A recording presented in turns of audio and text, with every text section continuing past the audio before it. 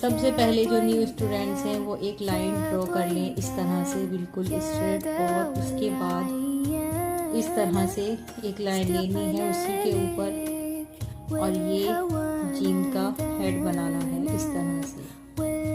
उसके बाद जो दायरा है वो इस लाइन के अंदर ही अंदर होना चाहिए इस तरह से। मेन ये दायरा है, ये दायरा लाइन के बाहर नहीं होना चाहिए।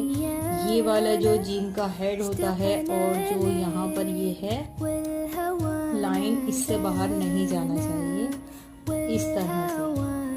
सीधी लाइन इस तरह से लेकर हल्की सी तिरछी लाइन लेनी है ये, और इसी के अराउंड हमें इसे लाना है इस तरह से जीम। इस लाइन के बाहर जीम नहीं जाना चाहिए, इधर इस तरह से